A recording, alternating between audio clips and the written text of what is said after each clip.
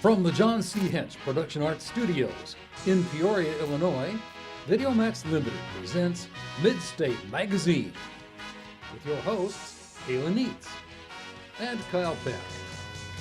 The news with Aaron Morden and Danielle Heimski, featuring your Midstate reporting team. Sports with Katrina Baumgartner. Get Real with Nikki Garabrandt. Stephanie Robbins is on the beat. State of the Arts with Brooke James. Rebecca Williams is in the spotlight. Anna Tassi takes us about town. And About Crew with Noel Nefford. And now, from America's friendliest city, Midstate Magazine. Take it away, kids. Good evening and welcome to Midstate Magazine. I'm your host, Kyle Peck. And I'm Kayla Neitz. Welcome back. So I found a very interesting article today. I apparently found out that a former flight attendant by the name of Sean Kathleen created a Facebook page called Passenger Shaming, which basically is a Facebook page that has a bunch of photos of people behaving badly on planes. Okay, so is it supposed to be like a funny thing, or are people kind of upset about it? People are this person in particular is just very upset about it. She's taken photos from as various as finding diapers inside seats to finding wigs and all of that stuff, and even people going shirtless. So it's not so much, is it she's taking pictures of the people themselves or things they leave behind? Things, well, a little bit of both. Things people leave behind, things people that, maybe they just like leave their, have their like feet up on the seat or like on the aisle window. I don't know, I think that's kind of funny. Were any of the pictures pretty funny? Yeah, some of them are pretty funny, some of them are pretty gross. What were some of the ones that you saw? Dirty diapers and seat pockets. Apparently a child pooped right next to a passenger seat. Oh my gosh, that's disgusting. And it's just a little disgusting. Yeah, I don't know, I think that's kind of funny, but I guess that makes me want to be a little bit more wary when I go on the next airplane, making sure no one's taking pictures of me. Because people fall asleep all the time on airplanes. So you never know what kind of crazy position you're going to be caught in. But absolutely. It's time to check in with the news team, so we'll go to that. Good evening. Welcome to Midstate Magazine. I'm Aaron Morden. And I'm Danielle Heimski. Let's take a look at the news. It may only be September, but stores everywhere are preparing for what's expected to be a big season for sales. In preparation for the holidays, Kohl's, Walmart, and Target are just some of the stores announcing seasonal hiring in anticipation of the rush. Kohl's plans to hire more than 67,000 seasonal employees nationwide. Walmart is expected to hire 60,000 seasonal employees this year, almost a 10% increase from last year. Target is hiring 70,000 seasonal workers, the same number as last year. Of that, stores nationwide are expected to see about 50,000 employees. A group of tough guys showed their soft side today to help out people in need.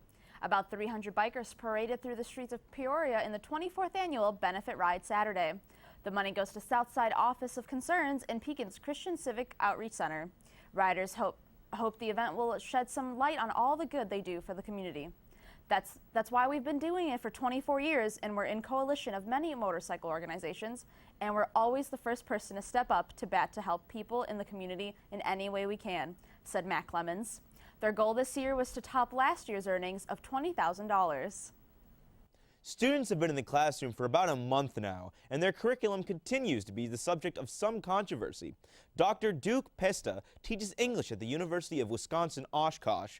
He recently spoke at Peoria's Gateway building about the dangers of Common Core. It's a message he has delivered more than 200 times. According to corestandards.org, Common Core is an outline of what students should know when they complete each grade level, but the concept has left some parents on the fence. A community is doing everything they can to give back to the family of a man from Morton who passed away back in August. Beloved teacher Joel Stanfield died from a heart-related illness at the age of 35. The third-grade teacher at Lincoln Elementary School also coached varsity men's tennis on Saturday. The hair salon, Sheer Perfection, paired together with numerous businesses to offer free services for donations to the Stanfield family. Now let's go to Katrina for sports. Thanks, Danielle. In one of the craziest games played this high school football season that included 14 lead changes, 18 touchdowns scored, 116 combined score, and a blackout in the fourth quarter, Canton beat Pekin 60-56. Throughout the entire game, both teams were able to move the ball down the field and score. With the back and forth play, Canton's head coach knew the winning team could need to come up with some defensive stops. And that's exactly what his defense did before the blackout. In the fourth quarter, the entire stadium went dark due to the lights being turned off. All of the lights were scheduled to turn off at 10:30 because of a charity event the school was hosting for the Easter Seals. The delay lasted 30 minutes. After the delay, the Canton defense intercepted a pass to seal the game. Reigning Heisman Trophy winner Jameis Winston was suspended to play against the Clemson Tigers. Winston was suspended for using vulgar language outside the FSU's on-campus student union. The phrase was profane and sexually explicit and mimicked a popular video on the internet. Winston was originally going to be suspended for only the first half of the game, but was changed to a full game the Friday before the game. Coach Jimbo Fisher believes that the suspension really hit home since Winston was on the sidelines the entire time, encouraging backup quarterback Sean McGuire and the rest of the team. The Seminoles won the game 23-17 in overtime and remained #1 in the AP poll. Every Wednesday, the Peoria Park District Board of Trustees holds their town meetings. This week's meeting will be a little crowded since the board is supposed to hear reasons to cut the funds for Peoria's golf courses. Most people are for the budget cuts since the golf courses are having an annual $1 million deficit added to their park district budget. If the cuts are to be made, this would cause 1 or 2 of the district's courses. People who are against the budget cuts continue to argue that the district shouldn't close their favorite course. In recent years, the district was continually bumped up the prices of course passes every year since 2011 in an attempt to earn money. Since 2011, the annual price of a course has gone up 70%. In the last year alone, it has gone up 43%. That's all for sports. Back to you, Danielle. Thanks, Katrina. A long line of Chick-fil-A customers got their fill of free food and were left with simple instructions: pay it forward. A man in a Chick-fil-A drive-thru in Abilene, Texas, handed over $1,000 to pay for his meal. The change was for those behind him in line. This random but generous act would help serve 88 people before it ran out. When a worker asked for the man why he was footing the bill for so many, he replied, "Mondays are so rough. I just want to help everyone have a good day." You know, I think that's an important lesson we can all learn. It's important to pay it forward and help those around you. Definitely. Well, that wraps up Midstate for the week. I'm Katrina Baumgartner. I'm Aaron Morden. And I'm Dil Haimski. Have a great night and be sure to join us next week. Thank you, news team. All right, I recently read a story about in Mississippi, they give out hunting licenses where you can go and try to get alligators, basically. And during the time that the hunting season is open, it's a really short period of time, but it's basically just to try to control the population of the alligators and things like that. But one of the people caught a 792-pound alligator, and it was 13 feet and 5 inches long. Wow, that's huge. Yeah, it was. You should have seen the picture. It was ginormous. I've never seen anything like it, except for, I think I saw the world's biggest alligator, something like that. But it was ginormous, and I don't know if have you ever seen one in real life or just seen pictures? Not one in real life that big, no. Okay. Just like small ones. Yeah, I was really amazed because the only one I've ever seen in real life is when my dad actually caught one when I was younger, and we ended up eating it. It tasted just like chicken. Not that that matters, because it just reminded me because we just saw something about Chick-fil-A. But it was really interesting to see. So let's go to About Town, where Anna Tassi takes us to a place with more than one attraction.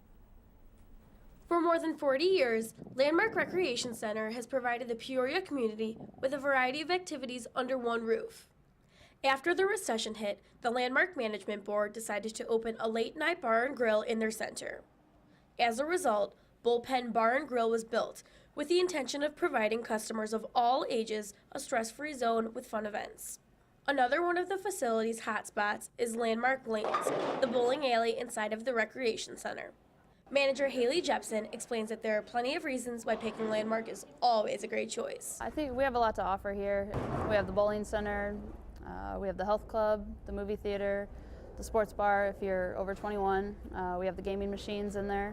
We have an arcade up here. We offer banquet facilities. We host a lot of company parties for different businesses. Jepson also mentions that there are many offers worth taking advantage of for a fun night. College night is on Thursday nights. Starts at 9 o'clock and goes till 12:30. It's $2 per game per person, $1 for shoe rental.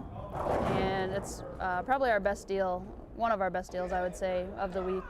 You know, people can bowl a lot of games for real cheap. We have a lot of drink specials that night, especially for college students, so to fit their budget. For more information about hours and prices, visit landmarkrec.com. Landmark Recreation Center has a variety of fun options for all, so you choose your favorite. From Midstate Magazine, I'm Anna Tassi. Thanks, Anna. That looks like a great place to go on the weekends. Yeah, it does. Kyle, do you like hot dogs or oh, yeah, foods I like love that? Hot dogs, burgers? Yeah. Well, I just heard of a new place called Gene and Jude's. It's a hot dog stand, and it just got put on the map by Governor Pat Quinn. Okay. He goes there all the time. It's a really great hot dog place. I'm personally definitely going to try it out because hot dogs are one of my favorite things to eat. Yeah. But yeah, it's called Gene and Jude's. I believe it's in River Grove, which is a suburb of Chicago. It's in the area of right around Chicago area. Okay. So then, what makes this hot dog station more unique than others? You know, they didn't say anything really specific or really unique or special about it. They just said that it's a really classic hot dog, you know, because Chicago is so famous for their hot dogs with the mustard and stuff like that. But yeah, I don't know. Maybe it's the bun. I'd have to look more into it, but it looks very run down. So I have a feeling it's a pretty vintage place. It has been open since 1946. Okay. So I don't know if it's just been around so long. It's finally been discovered by, you know, a person of prominence, Governor Pat Quinn or something like that, but I'm definitely going to be trying it out. Have you been hearing of any new food places lately? Not any in particular, no, unfortunately. I'm just, you know, I haven't had the time to visit any of the other foods because I've been so busy. Sure. So. Yeah, absolutely. One of my favorite things to eat is very classic foods like hot dogs and hamburgers, but we'll get a little bit back to that later. All right, let's check in with Nikki to see one of the latest movies on Get Real. Hi, I'm Nikki Gerbrandt, and welcome back to Get Real. The latest young adult novel to find its way onto the big screen was released last weekend, and it did not disappoint. That's right, this week we look at The Maze Runner, starring Dylan O'Brien and Amel Amin. Stop me if you've heard this one before. It's a post-apocalyptic world where children are put in an experimental environment controlled by depraved adults. The Hunger Games? Divergent? No, this dystopian picture is The Maze Runner, based on the James Dashner novel by the same name. This time the children are put in a glade surrounded by a huge maze that changes shape each night, and they must find a way out. But the way out is fraught with life-threatening peril. It may be youth fiction, but director Wes Ball isn't making this a kids movie. We're trying to go dark, we're trying to go edgy, we're trying to scare kids, we're trying to tackle really serious subjects, seeing young people act like adults because they're forced to. Destined to be a business school metaphor someday, a newcomer to the Glade, Thomas, ends up splitting the well-organized and coherent group of boys into two factions. Those who want to maintain the status quo and live in peace but imprisoned, and those who would rather risk their lives in the hope of gaining their freedom. Like real life, the greater challenge may be what lies beyond the maze. The young cast of mostly unknowns have great on-screen chemistry and convey a believable range of emotions that draw you into the action. I feel like I just hit the jackpot in terms of cast. I mean, it's my kind of dream that maybe in 5 or 10 years we're gonna look back on this movie and see all these stars.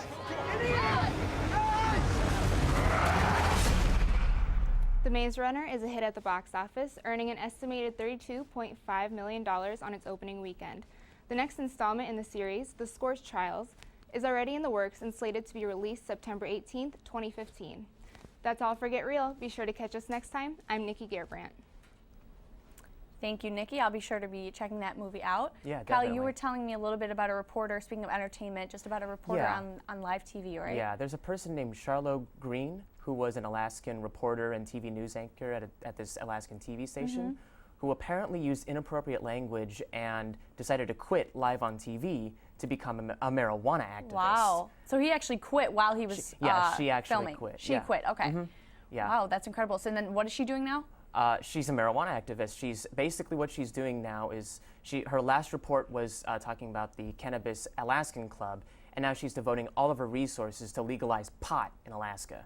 And you know, there is a lot of controversy about that right now. We've got some medical marijuana available in a lot of the states, but it's a big controversy about whether or not they're going to make it recreational use only. Exactly. But it is time to check in with Griffin on Street Team, so let's check out that. Hey, it's Griffin again, and with fall in full swing, we're going to ask some people some fall trivia questions. What is the first day of fall called? I have no idea. I don't know. I don't know. Do you know? Monday? I don't know. The answer is autumnal equinox. Okay. What does the equinox mean in terms of daylight and nighttime? Longest day, shortest night? There's less daylight and more nighttime? I don't know. Isn't it like there's like an equal something? Something's equal. Yeah. Like the hours or something like that? Yep. I have no idea. Okay, the answer is equal. There's an equal time of day and night at the equinox. Oh. If autumn starts in September in the northern hemisphere, When does it begin in the southern hemisphere? September. So everything in the southern hemisphere is opposite of the northern hemisphere. So think about. Call it fall though? Our springtime. I'll give you a hint. It's a month in spring. February. March. Yep. March.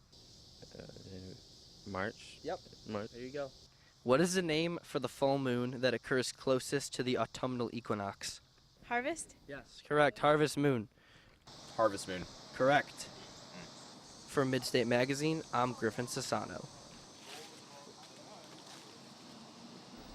Thanks, Griffin. Did you know any of those answers? I actually didn't know any of them. I was thinking about it, like, I mean, I had answers in my head, but then every time they revealed the answer, it wasn't right. So yeah, I didn't know any of them. I didn't know any of them at all. Right.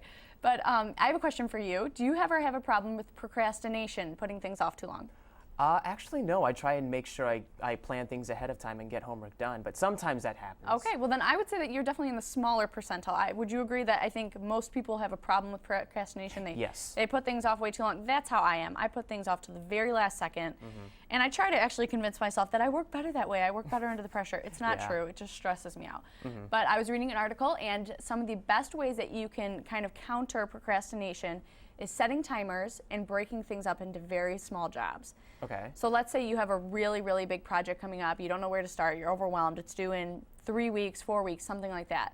What you want to do is just make one task every single day. So today I'm going to just start the document. The next day I'm going to start the imagery. The next day I'm going to start my visual aid. You know what I mean? Right. So by breaking it up into small portions, you can kind of make it more manageable for yourself. And then setting timers is the other thing. If you set a timer on your phone, like I have 30 minutes to do this, then it kind of puts pressure on to make sure you're focused the entire time.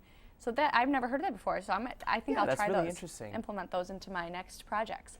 Let's check in with Brooke to see who our special guest is on State of the Arts. Hello, and welcome to State of the Arts. I'm your host, Brooke Janes. Today we're excited to welcome Matthew Harris, aka Maris, a DJ at the radio station 1057 The X Rocks. He hosts the show Maris Till Midnight. Welcome to the show, Maris. Happy to be here. So have you always been in radio? Yes, that's been the goal. I wasn't sure once I got to Bradley, but... so you're an alumni? Yes, I am. Proud 09.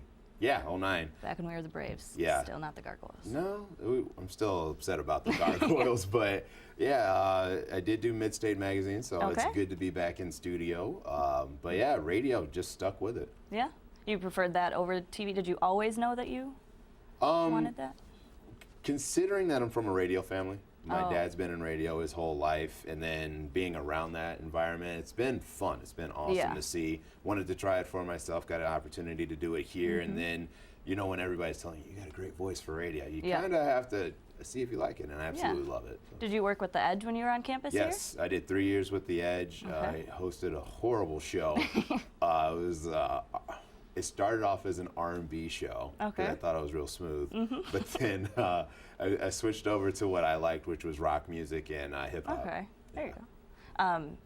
At The Edge, you switched over to that? Yeah, at The Edge, okay. yeah. Changed up, because you can do whatever over there. So did you jump on to 105.7 right after college then? I got an internship my junior year, that January, and have been with them ever since. They hired me at the end of that summer in August and started on air that next January. So I've been on air for 5 years now. Wow. Been full-time on air for 4.5, hosting Maris Till Midnight, and it's been amazing. I'm number 1 and number 2 in my key demographics. There you go. You're doing something right. Yes. It was really rough at first, but you live and learn as you move along. Yeah. What's your favorite part about hosting the show? Honestly, talking to yourself for 5 hours sucks. It's really bad, but when you get to interact with the listeners via the text line or over the phone or in person, the in-person appearances are always the best. I love talking to the listeners. We just sit and talk about music all the time, and it's just awesome being in front of a crowd entertaining people. So it's from midnight to 5 a.m.? It's from 7 to midnight. Yeah. 7 to midnight. Okay. Yeah. So you can't be as candid as you would after midnight. Isn't there rules about that? Well, the FCC is a lot more lenient after 10, but there's still things you shouldn't say. Yeah. You can say things on accident, but I still don't. I don't venture that far. There's a lot of ways to work around it. Okay. You just got to be creative with it. And I'm sure you've picked up things over the years too. Oh yeah, absolutely.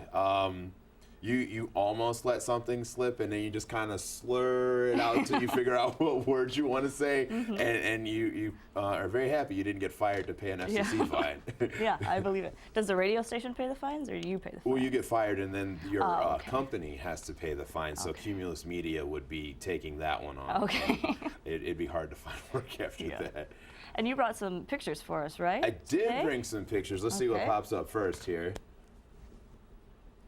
There we go. There you go. Oh, yeah, this is the events we're talking about where we're hanging out with our street team, and a little girl came out to the Peoria Chiefs game. That's actually our last game of the season, and we just hung out with people, entertained them while they were standing in line, played music, and here we are at a festival in LaSalle, Peru. This is a local band, a Terra Tale. They were just in town for our Battle of the Bands, came in second place. It's a little unfortunate, but another great group of guys to hang out with there. And this one's one of my favorites. We're at Cruisin's on Farmington Road. Trapped was in town, and you know when you're hosting something locally at home, it just feels good to be in that bar. So it was just a great experience getting in front of people, seeing alumni, and even seeing the young Bradley kids around campus. So for events like that last picture that you showed, you're just the MC, or what? For that one, I was the MC. For other events that we do actually put on and bring in the talent. So we have to book the venue, book the bands, book the lighting, stage, and everything else. And that's a lot of work. Yeah, it's a lot of organization. Yeah. It's not all fun and games. And it's not all me, thankfully. But it is something that we do, evolving in radio, as we're not just focusing on playing music or talking all the time. We're doing these live events, we're doing concerts, we're doing pretty much everything to stay on top of the ball so that we're still relevant. And again, that's stuff that you pick up in the industry. That's not probably taught. I will say experience. Bradley did a great job teaching me how to talk to people, how to be a little bit of a manager. But a lot of it is on the fly. I'm also the promotions director within our radio group, and I didn't study marketing, I didn't study PR, it was all radio, TV. So it was on the fly learning, and now I think I've perfected it, but it's, there's still bumps in the road, and you just have to learn from what you do. Yeah, that's good. That's a good mindset. Yeah.